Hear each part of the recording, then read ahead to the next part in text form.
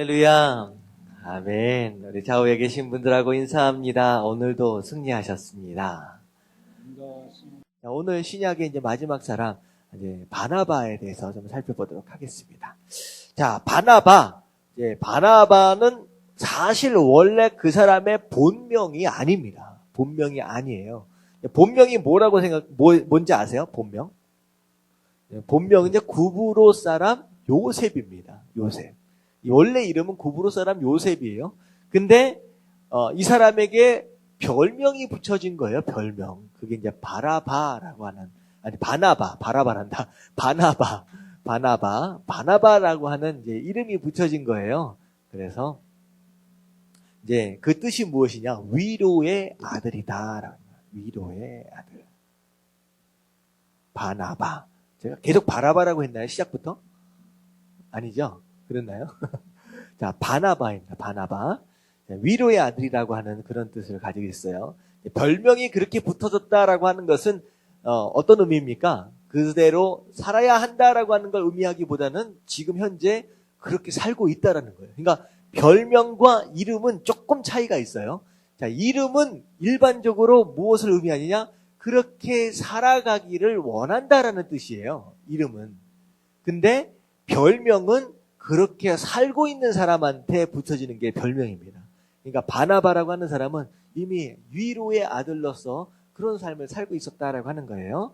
자, 생각하기 밑에 내려가서 자, 극적인 회심을 했거나 거기서부터 한번 같이 한번 읽어보도록 하겠습니다. 시작. 극적인 회심을 했거나 기적적인 병고침을 행할 일도 없고 한 번의 짧은 설교도 기록되어 있지 않지만 사도행전을 아름답고 훈훈하게 해주는 참 소중한 이름이 있습니다. 그는 바나바라는 별명으로 불린 구브로 사람 요셉입니다. 바나바의 뜻은 위로자입니다.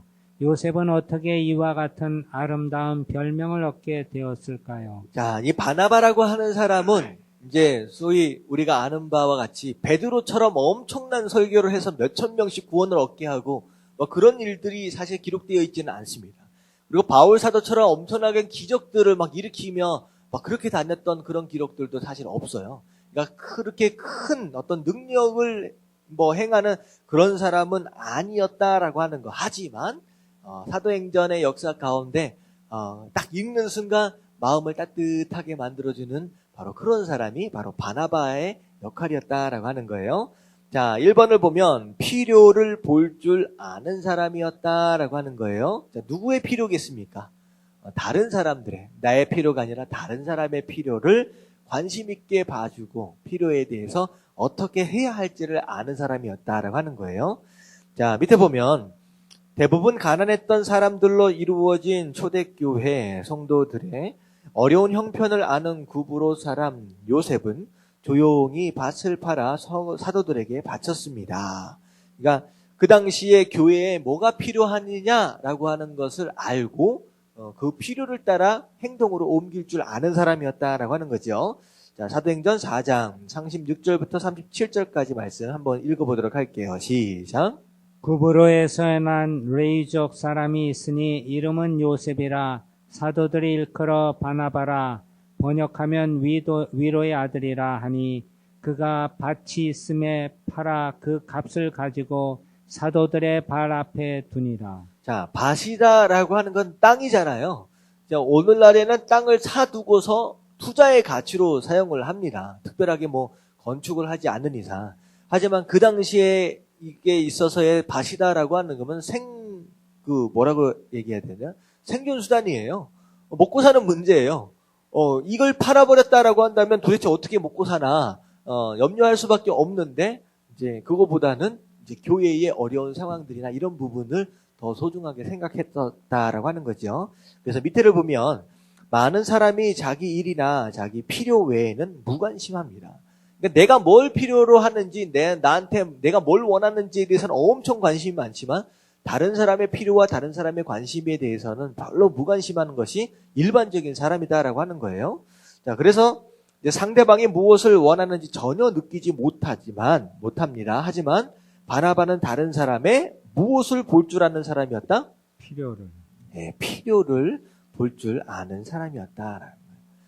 다른 사람이 뭐가 필요한지를 볼 줄 아는 사람은 사실 이 사람은 어떤 사람이냐? 다른 사람에 대해서 관심이 있는 사람이 사실 필요를 압니다. 그리고 관심은 사랑이에요, 사랑. 사랑하지 않는데 관심을 못 갖죠. 그러니까 결국은 위로의 아들이다라고 하는 어떤 그런 이름에 걸맞게 이제 관심도 다른 사람에 대해서 관심도 있고 사랑하는 마음도 있고 그리고 그 필요를 채워주려고 몸소 움직일 줄 아는 사람이었다라고 하는 거죠. 그래서 이제 첫 번째가 위로의 아들이라고 하는 별명을 가진 이유가 다른 사람의 필요를 볼 줄 아는 사람이었다라고 하는 거죠. 자, 두 번째. 자, 이 바나바는 또 어떤 사람이었느냐? 뭐 하는 사람이에요? 믿어줄 줄 아는 사람이다라고 하는 거예요. 아는 사람. 자, 그래서 밑에를 보면 사울이 다메섹으로 가는 길에서 극적인 회심을 체험하고 예루살렘으로 돌아왔을 때 모든 사람이 의심하면서 가까이 하지 않았지만 바나바만은 사울을 믿어 주었습니다. 자, 무슨 일이 있었는지 혹시 아시죠? 이 사울이 어떻게 해요? 사울이 원래 어떤 사람입니까? 이 사람은요, 그 바리새인 중에 바리새인이에요. 이 바리새인 중에 바리새인 특성이 뭐냐면 예수 믿는 사람 너무 싫어하는 사람이에요. 그래서 원래 사울은 바울 되기 전에 이름이죠. 사울이 이제 다메섹에 뭐하러 올라가느냐? 얼마나 또 열성이었느냐? 이 사울이 그 예루살렘 근처에 살았어요. 근데 제사장을 찾아갑니다. 그래서 다메섹 근처에 예수 믿는 사람들이 많다는데 내가 가서 잡아가지고 오겠습니다. 내가 때려잡겠습니다. 해가지고 제사장으로부터 권한을 받아가지고 다메섹, 사실 예루살렘에서 다메섹까지 굉장히 멀리 떨어져 있습니다. 수십 킬로 떨어져 있는 곳을 말 타고 가는 상황 가운데서 그 길 위에서 누굴 만났어요? 예수님을 만나요. 예수님을 만났다. 실제적으로 예수님을 만나고 예수님이 뭐라고 말씀하죠? 네가 왜 나를 핍박하느냐? 주여 누구십니까? 네가 나를 핍박하느냐? 이런 대화들이 있어지게 되는 장소가 지금 다메섹 이제 길 위입니다. 그래서 거기서 바울이 예수님을 만나요. 예수님을 만나서 예수님이 바로 주님이구나라고 하는 것을 이제 깨닫게 됩니다. 그리고 나서 이제 어떻게 돼요? 눈이 어두워진 상황 가운데서 이제 한동안 머물러 있다가 다시 예루살렘으로 돌아오게 되는데 이제 회심을 한 거죠. 이제 마음을 바꾼 거예요. 내가 여태껏 핍박하고 정말로 힘들게 만들었던 그 예수 믿는 사람들 그리고 예수님 그분이 진짜 메시아였구나라고 하는 걸 깨닫는 순간 이제는 내가 예수님을 증거하는 삶을 살아야 되겠다라고 완전히 뭐라고 얘기해야 돼? 급적으로 삶이 바뀐 거예요. 근데 사실은 이게 회심하기 전에 사울은 예수 믿는 사람들 입장에서 본다면 어떤 대상이에요? 두려움의 대상이에요. 이 사울이 떴다라고 한다면 도망가야 되는 거예요. 야, 사울 지금 어디 있대? 뭐 하고 있대? 이 사울이 가는 곳마다 예수님 믿는 사람들은 다 감옥에 들어가고 심지어 죽기도 하고 막 그런 일들이 벌어지니까 다 도망 다녔거든요. 근데 갑자기 회심했다라고 하고 예수님을 막 증거하고 다니니까 이 예수 믿는 사람들이나 심지어는 제자들까지도 사도들까지도 혼돈스러운 거예요. 지금 이 사람을 믿어야 할 것이냐? 아니면 이게 어떻게 보면 뭐일 수도 있어요. 이게 전략적으로 함정일 수도 있다는 거예요. 내가 마치 회심을 한 것처럼 해가지고 마치 스파이처럼 해가지고 들어가서 본거지들을 다 알아낸 다음에 싹 다 잡아가지고 일망타진하려고 막 이런 것일 수도 있거든요. 그러니까 도대체 믿을래야 믿을 수가 없는 상황이 된 거죠. 자, 그랬을 때 누구만은 믿어줬다는 거예요? 바나바만은 믿었다. 사실 바나바가 아니었으면요, 사울은요 복음을 전할 수 있는 상황이 안 됩니다. 사도들도 다 피해버리고 네가 누구냐 뭐 이런 상황이 된 거죠. 자, 보면요 사도행전 9장 26절부터 27절까지의 말씀을 같이 한번 읽어보도록 할게요. 시작. 사울이 예루살렘에 가서 제자들을 사귀고자 하나 다 두려워하여 그가 제자됨을 믿지 아니하니 바나바가 데리고 사도들에게 가서 그가 길에서 어떻게 주를 보았는지와 주께서 그에게 말씀하신 일과 다메섹에서 그가 어떻게 예수의 이름으로 담대히 말하였는지를 전하니라. 자, 제자들이 어떻게 했다고요? 다 도망가요. 다 두려워서 가까이 하기를 원하지 않았는데 어떻게 했어요? 바나바가 사울을 데리고 갑니다. 사울을 데리고 가서 이제 증명을 해주는 거예요. 예수님을 진짜로 만난 게 맞다. 예수님과 이런 대화들이 있었다라고 하는 것을 제자들 앞에서 증명을 해줘요. 자, 그래서 그리고 나서 또 젊은 제자 마가가 그렇게 해서 일단은 바나바는 사울이 이제 사도가 될 수 있도록, 전도자가 될 수 있도록 도와주는 역할을 감당한 것이 바나바였다는 거예요. 결국은 바울이 바울 될 수 있었던 굉장히 중요한 역할을 감당한 사람이 바로 바나바입니다. 그리고 또 어떤 일이 있었느냐? 자, 또 젊은 제자 마가가 1차 전도 여행 기간 중 나고 한 일로 인하여 바울 전도팀에서 제명되었을 때 바나바는 그에게 용기를 주고 다시 한번 기회를 제공해 주었다라고 하는 거. 이 내용은 무슨 내용이냐? 이제 이 사도 바울이 이제 사도가 됐어요. 이제 그래서 바나바와 더불어 전도 여행을 떠났습니다. 이제 유럽 쪽으로 해서 전도 여행을 쭉 떠났는데 1차 전도 여행 때 함께 갔던 사람이 누구였느냐? 마가라고 하는 이제 젊은 청년이 함께 따라간 거예요. 이제 젊은 청년이다라고 하지만 사실은 이제 10대에 불과합니다. 어린 아이예요. 근데 따라갔는데 어떻게 됐느냐? 중간에 전도 여행을 하던 중에 힘들어서 무슨 이유인지는 모르겠어요. 갑자기 짐을 싸더니만 집에 가버렸어요. 그러니까 어떻게 됐겠어요? 이제 전도 여행을 갔는데 짐 싸가지고 누군가 가버렸다라고 한다면 그 리더 입장에서 본다면 어떻게 보면 이 전도 그룹에 굉장히 안 좋은 영향을 미치는 거잖아요. 생각해보자. 힘들다고 해서 집에 짐 싸가지고 가버렸다 생각하면 굉장히 안 좋은 거거든요. 그래서 바울 같은 경우에는 2차 전도여행을 가려고 할 때 이 마가라고 하는 사람을 빼버립니다. 얘는 안 된다. 이게 사실 어떻게 보면 바울이 맞는 것일 수도 있어요.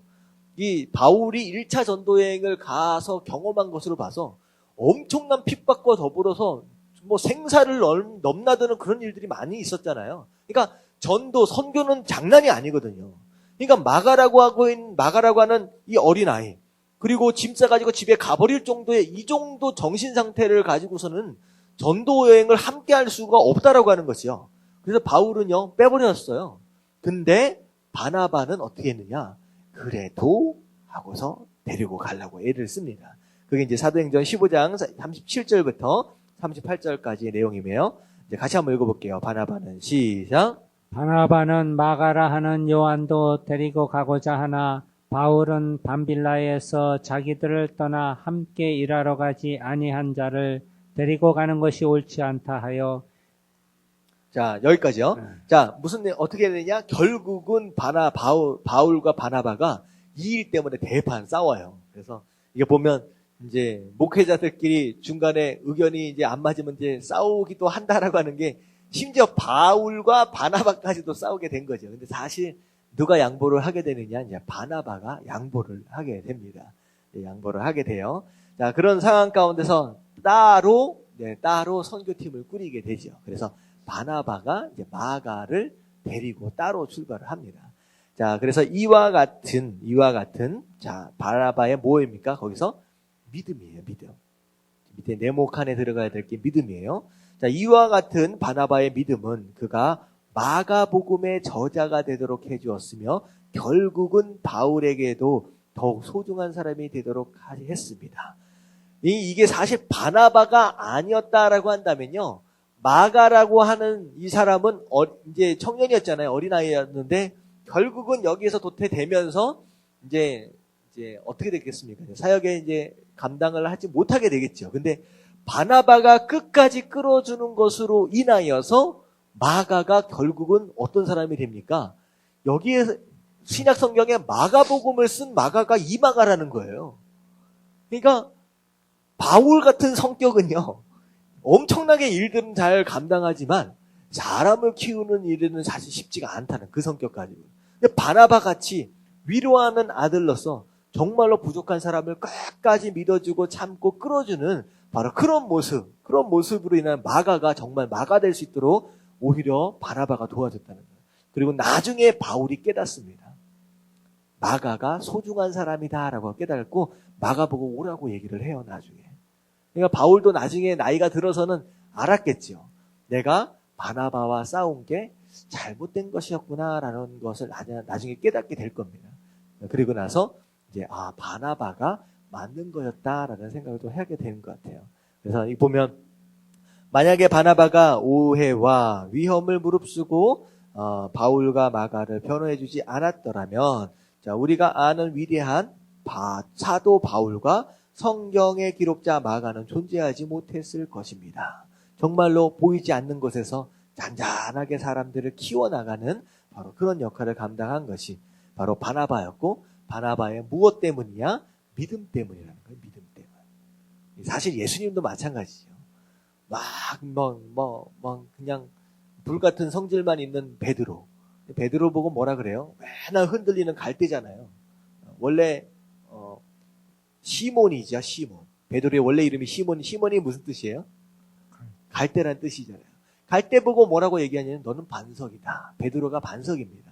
너는 반석이다라고 하는 예수님의 믿음, 사람을 믿어주는 그 믿음으로 말미암아 정말 베드로가 베드로 될 수 있었던 것도 마찬가지입니다.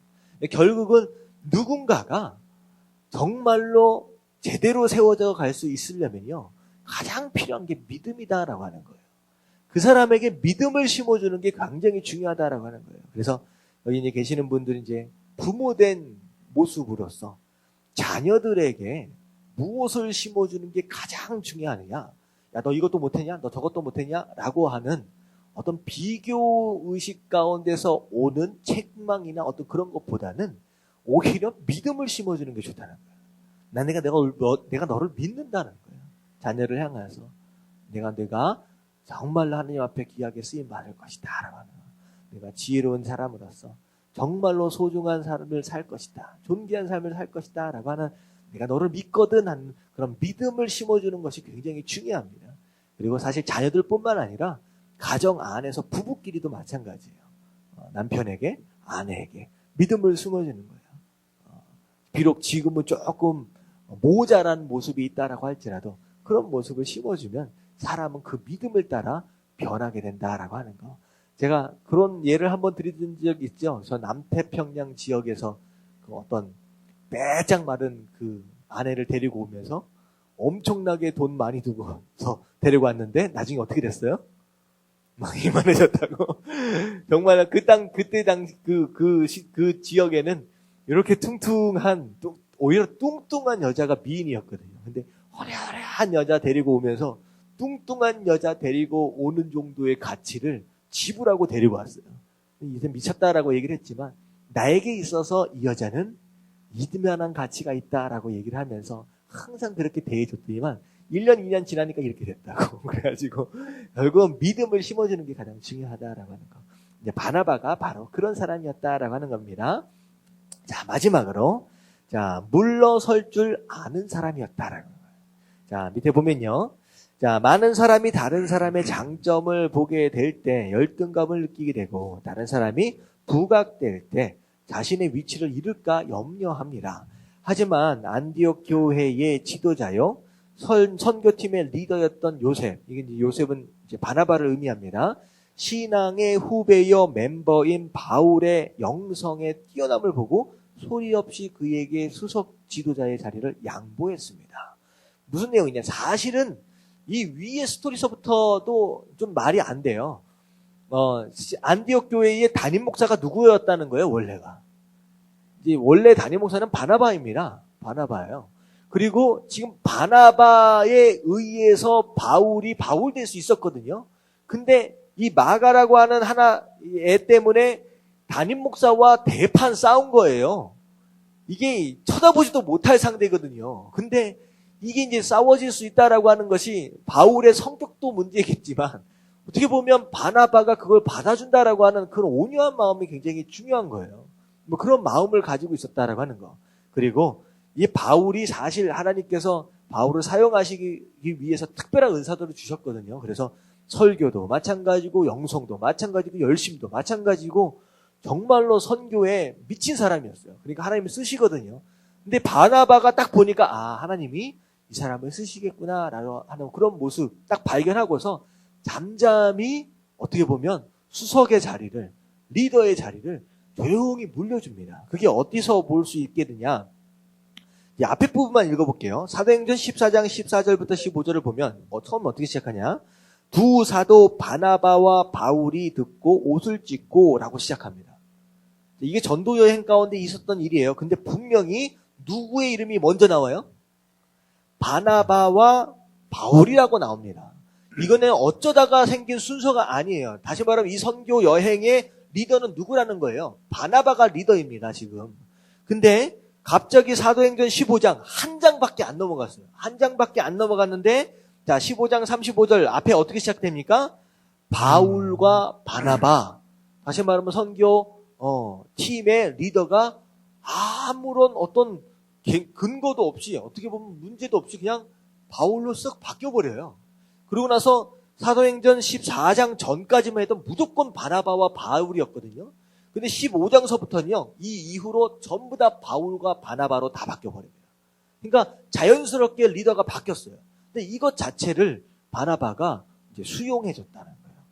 물려줬다. 양보했다라고 하는 어떤 그런 의미가 있습니다. 그래서 자, 위에 이게 보니까 소리 없이 그에게 수석 지도자의 자리를 양보했다라고 하는 거. 자, 그래서 제가 설명드린 것처럼 사도행전 14장까지 두 사도의 이름의 순서는 바나바와 바울이었는데 특별한 이유도 없이 15장부터 바울과 바나바로 바뀐 것은 바나바가 팀 리더의 자리를 바울에게 양보했음을 암시해 줍니다.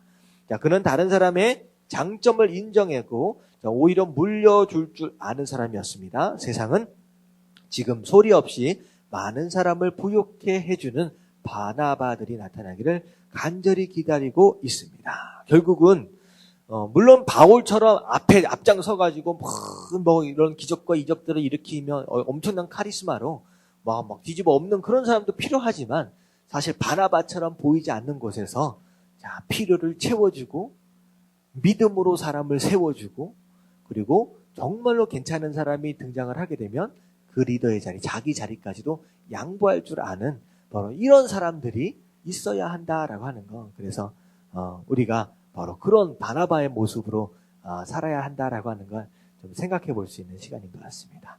자, 오늘 말씀 이제 좀 보면서 우리 잠깐 기도하기 원하는데요. 우리 앞에 얘기했던 우리 성막 그리고 율법을 통하여서 하나님 우리에게 율법을 주신 이유, 하나님 뜻대로 하나님 말씀 안에서 하나님 백성답게 살기 원하신다라고 하는 거. 그래서 말씀에 순종할 줄 아는 바로 그런 사람 되게 하여 주시옵시고 그리고 결국은 율법을 통하여 우리 자신들을 돌아보고 구원자 예수 그리스도께로 겸손하게 나아가라라고 하는 것이거든요. 그래서 겸손하게 하나님 앞에 척하는 인생이 아니라 정말 하나님 앞에 겸손하게 나아갈 줄 아는 사람 되게 하여 주시옵소서. 그리고 성막이 딱 지어지고 나서 하나님의 임재하심이 있고 그 가운데 하나님의 영광이 나타난 것처럼 우리 교회 안에서도 우리 교회가 그리고 내가 하나님의 임재하심과 하나님의 영광을 드러내는 그런 사람들 되게 하시고 그리고 마지막으로 우리가 살펴봤던 것처럼 바나바처럼 정말로 다른 사람을 살펴주고 관심 가져주고 필요를 채워주는 사람 그리고 믿음으로 다른 사람들을 세워주는 사람 그리고 양보할 줄 아는 바로 그런 사람 될 수 있도록 해달라고 우리 다 같이 주님 한번 부르짖고 통성으로 기도하도록 하겠습니다. 시작. 주님 할렐루야. 하나님 감사합니다. 하나님 우리에게 말씀 허락하시고 아버지 율법을 우리에게 허락하신 이유를 하나님 깨닫게 하시며 감사합니다. 하나님 우리의 삶 가운데 귀한 은혜를 허락하셨사오니 하나님 율법을 허락하셨사오니 우리가 어떻게 살아야 할지 어떻게 나아가야 할지 하나님 돌아볼 수 있게 하시고 깨닫게 하여 주시옵소서. 하나님 우리의 삶을 통하여서 주님의 영광이 나타나길 원하고 주님의 임재하심이 있길 원합니다. 주님 도와주시옵시고 우리가 어디를 가든지 하나님께 영광을 돌리는 그런 사람들 될 수 있도록 아버지 하나님 인도하여 주시옵소서. 하나님 바나바처럼 다른 사람의 관심을 가지며 하나님 필요를 채워줄 줄 아는 그런 사람들 되기 원합니다. 하나님 그런 온유한 마음 착한 마음 허락하여 주시고 다른 사람들을 믿어주고 정말로 다른 사람들 부족할지라도 기다려주며 세워줄 줄 아는 그런 사람들 될 수 있도록 인도하여 주시옵소서. 하나님 욕심 부리지 않게 하시고 정말로 재능 있고 능력 있는 사람들을 세워주며 양보할 수 있는 그런 겸손한 마음 허락하여 주시길 원합니다. 정말 이 땅에 바나바와 같은 그런 사람들 될 수 있도록 인도하여 주시옵소서. 할렐루야. 하나님 감사합니다. 우리에게 율법과 성막을 허락하신 하나님의 마음, 그 하나님의 의도를 깨닫게 하여 주시옵소서. 우리가 이 땅을 살면서 하나님의 백성다운 삶을 살 수 있도록 자꾸 말씀을 돌아보게 하시고 말씀에 우리의 삶을 비춰볼 수 있는 그런 사람들 되어지게 하시고 정말 우리 연약함 정말 잘 사는 것처럼 척하지 않게 하시고 부족한 것들 주님 앞에 언제나 가지고 나아가며 회개하는 그런 겸손한 마음 되게 하여 주시옵소서. 우리의 삶을 통하여 하나님의 임재하심과 하나님의 영광이 나타나길 원합니다. 그런 모습 우리의 예담교회의 모습 되게 하시고 우리의 모습 되게 하여 주시옵소서. 바나바의 삶을 통하여서 하나님 우리가 어떻게 살아야 할지 다시 한번 돌아보게 하심을 감사합니다.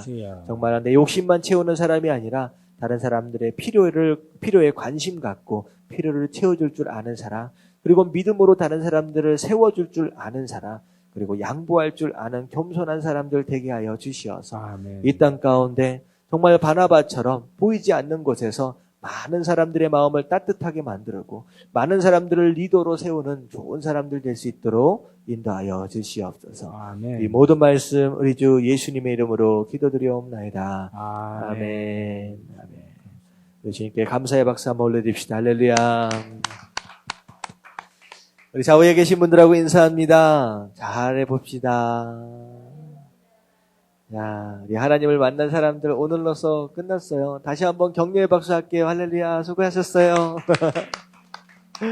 자, 이번 주일날 수련식이 있고요. 수련정도도 나가게 될 겁니다. 그리고 다음 주 수요일 날에는요, 양이 상당히 많아서 원래는 한 주에 2가씩 나가려고, 성경 파노라마를 2가씩 나가려고 했는데 양이 엄청 많더라고요. 다음 주에 나올 내용이 어떤 내용이냐면요, 제사와 절기입니다.